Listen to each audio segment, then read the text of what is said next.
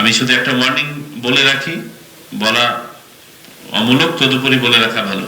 এই নির্দেশনার পরেও যদি কেউ তার পছন্দ অপছন্দের ঊর্ধ্বে উঠতে না পারেন এবং পক্ষপাতিত্ব করেছেন মর্মে প্রমাণিত হয়, তাহলে পরিণতি খুব খারাপ হবে। বলেছি স্বচ্ছতা, আপনি যা করবেন স্বচ্ছভাবে করবেন, খোলামেলা ভাবে করবেন, মিডিয়া করে দিবেন, কোনো লুকাছাপা নাই। 2, নিরপেক্ষতা, এবং নিরপেক্ষতার প্রশ্নে নির্বাচন কমিশন অত্যন্ত শক্ত অবস্থান নিয়েছে এবং নিবে।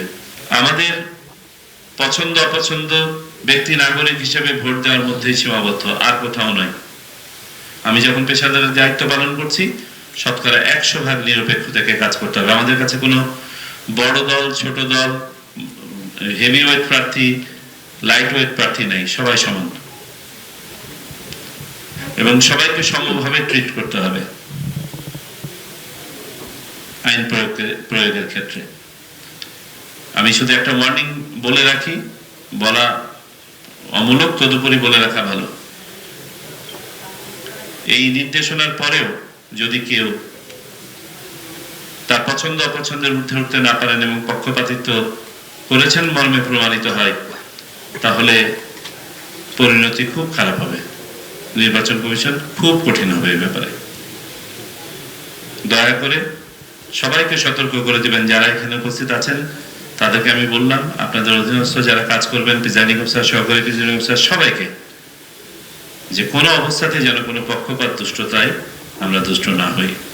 হচ্ছে আপনাদের এখানে নির্বাচন ভালো করার আরেকটি পূর্ব শর্ত হচ্ছে আপনারা যদি ইউনাইটেড থাকেন।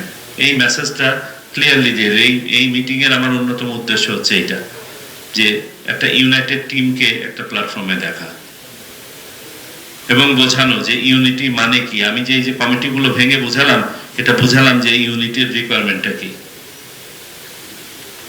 সো আপনারা যদি একটা মেসেজ এস্টাবলিশ করতে পারেন যে you are united, and united for what? United for a purpose. পারপাসটা কি? একটা সুষ্ঠু, সুন্দর, গ্রহণযোগ্য, নিরপেক্ষ নির্বাচন।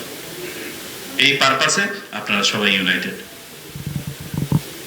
এটা এস্টাবলিশ করতে হবে।